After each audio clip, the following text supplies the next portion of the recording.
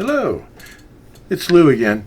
I wanted to do a short tutorial on the guitar first, and I don't know how it's going to segue into the material here, but we have a picture of Dan Lecendro behind me here. It's a piece of canvas art that I put his face into Carlos Santana's actual face, and that's Dan's face, but that's Carlos's hair. And he's another guitarist that you all may have heard of. He was in a little group called Santana. Anyway, this is a little tutorial, and I'm going to show you the right and left hand. My left hand is on your right, and my right hand is on your left. Run Through the Jungle. It's 8 measures, and it goes pretty fast once you get into the actual beat of the song, but this is the lead guitar part that's in the background on the beginning of the song, and it's somewhere in the neighborhood of 120 beats per minute, so it's kind of quick. It's like 2 beats per second, and but I'm going to slow it down, show you the fingering that is the most simple way to learn the song. This is the bottom string, top string. First position is usually where your thumb is at the 2nd fret, in the middle, actually behind the 2nd fret. And the second position would be somewhere in this neighborhood. And you'll see me shifting between the first position and the second position in the song. And that's just a matter of where you put your thumb. Remember to keep your fingers where they belong. In most of the cases, in the first position. The first finger is behind the 1st fret. The second finger is behind the 2nd fret. Third finger is behind the 3rd fret. 4th finger usually dangles around and up here. But we're going to be sliding around, and this is a really just basic blues. And I'm going to show you the first part, which involves hammering, where you actually go. This is the 5th string.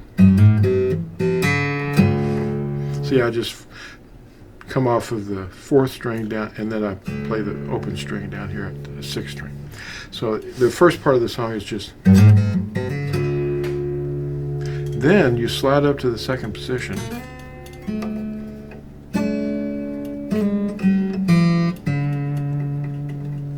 That's half the song. You've already mastered it. Just watch my fingers. You can slow this down and practice it. See how it did that? You might want to just do that for a while. Did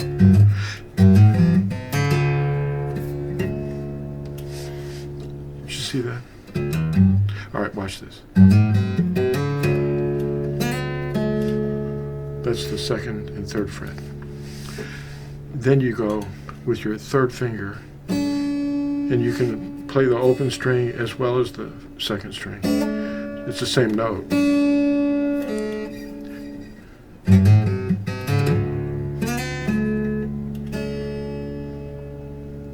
Then you slide down, or you can use your 1st finger if you want when you do it.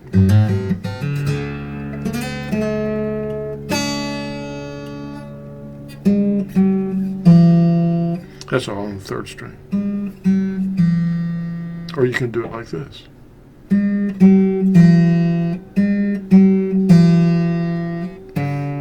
That's actually better because you're already set up to play that note on the 4th string. That's an E. Then you do the repeat of the beginning.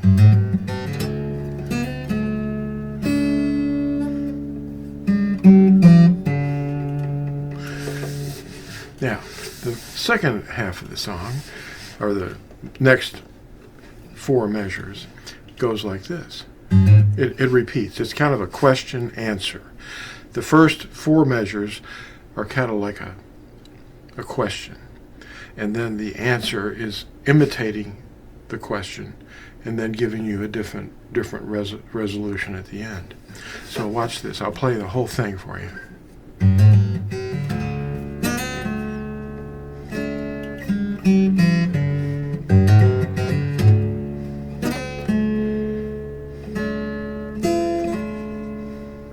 Did you catch that? Everything's the same except this little part at the end. that was barring those two, the first and second string. Now, I've seen this demonstrated by other guitarists on the internet, and they make it pretty difficult and stiff. It sounds stiff. But they're playing it in different keys. One I saw was in A minor. And that was really unbelievably difficult. But this is a simple, and most probably the same way that John Fogerty actually played it. He was born in California in 1945. He's 5 years older than me. So keep an eye on us both. You know, we might go somewhere. Watch this. I'm going to play it again.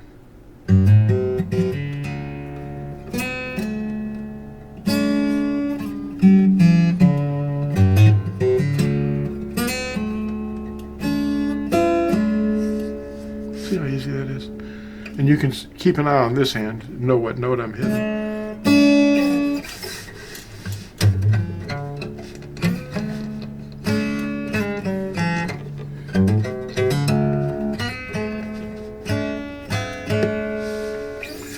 All right, so what does that have to do with the Dead Sea Scrolls?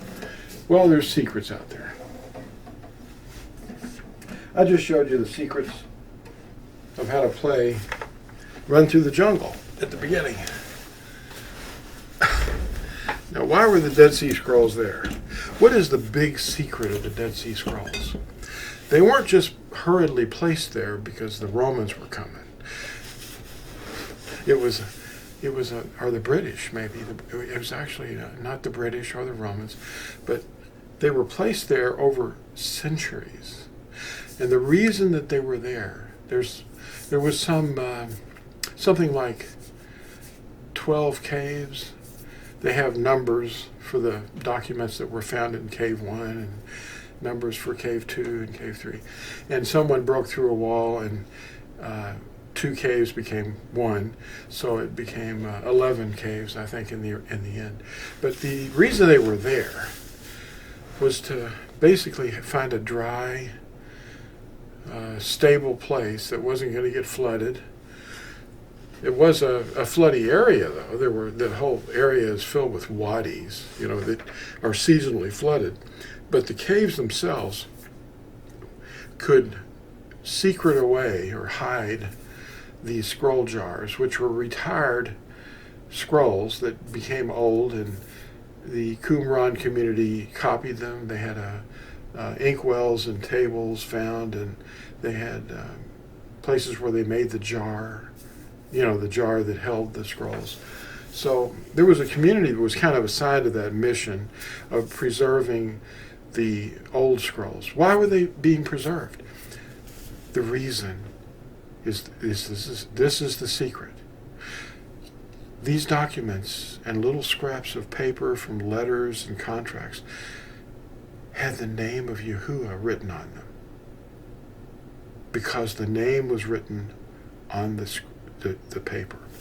And they would all go around and collect pieces of documents that were found in letters and in the community of the area, and they would carefully not destroy the name, and they had high respect for the name, and it was important to them to not burn or throw away the name and have it in contact with other garbage. This is something that the historians are starting to kind of leak out, and they were collected for centuries, and little scraps of paper that are not really connected together. Some of them have been ripped up in order for people to make more money on the bigger pieces, but the name was written on the documents. Yod, Hey, Ua, Hey. Yahuwah, his name, was being respected.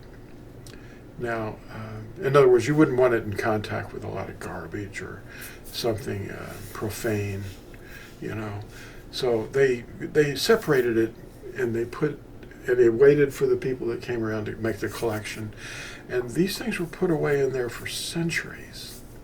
And there's some Greek, there's Septuagint copies that had his name written on it in real Hebrew. It wasn't just a translation of his name. It was his actual name written in Hebrew script. And the Hebrew script, the real Hebrew script, which you see me promoting all the time, and it's on this stone tablet of the Ten Commandments behind me. It's a picture of a stone that's 3,000 years old down in Los Lunas, New Mexico, written in real Hebrew script, the only Hebrew script. It's the set-apart language, the tongue, the speech, and the script, the Yehudith. That's really what they called it. They called Hebrew Ebrith and Yehudith. It's in Scripture that they spoke and wrote in Yehudith, the language of the Yahudim. But it's also called Ebrith. Ebrith is where they get the word Hebrew, the language of Eber. So that's basically the language and the script. They're two separate things. I mean, one's written and one's spoken. But the Aramaic is the language we picked up from Babel, as I've mentioned in several videos already. You ought to watch my video on this channel called Script Wars. Script Wars. Look at that one. I've got a lot of information that's a little different, and I expand on it a little bit more. Next, we're going to discuss what is related to this is the key of knowledge. The key of knowledge is actually knowing who you worship by name. All the truth is ultimately derived from a Hebrew source, the pure living word that is alone inspired. The rest are all interpretations. That's what we call translations. The meanings they're trying to pry the meaning of it out, but if they don't have his spirit, they really can't do that very well. The copies of the Hebrew-inspired prophets underwent a change in their script after the Babylonian captivity during the 6th century BCE. They were carried away in the 6th century BCE and brought back around 522. And the physical evidence of the original name, written in ancient Hebrew, can be seen preserved on a copy made by scribes in the Hekel Sefer, on display in the shrine of the book. That's what we call it, in Jerusalem. And that's a copy, not the prophet's original, but it is a copy. And we can see the name of Yahuwah is carefully preserved, written in real Hebrew, among the rest of the Aramaic script. So this copyist obviously copied this after the Babylonian captivity, because that's where the Aramaic came from, the script of our captors in Babel. And the great Isaiah scroll, they call it, is on display, and you can go look at it.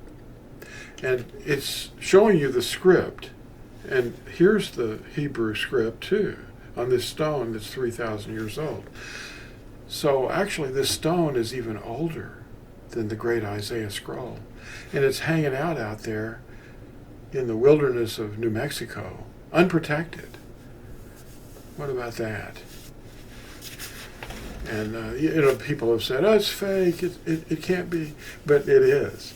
I mean, who in the world in the middle of the 18th century, 1800s would be able to have the patina skills and the knowledge of this script, the Ten Commandments, written in Hebrew as a gate stone? And the stone was white because the letters that were carved into it show the color of the stone. That's another key that we find interesting. It's kind of like the white stone that is mentioned in Revelation, and there's a name written on it that no one seems to know except the one who receives it. Anyway, near the bottom of the following web page, I'll put here, and I'll link it in the description also. There's a close-up photo showing the ancient Hebrew script for the name among the Aramaic script of the copy that was made by the scribes. That would be www.fossilizedcustoms.com/Hebrew .html. And the photo is there, but it's near the bottom of this long page of information. The name was written for a future generation, so that they may call on the name of Yahuwah. See Psalm 102, verse 18. Google Yahusha. I love you. That's why I do this. See you in the next video. Bye.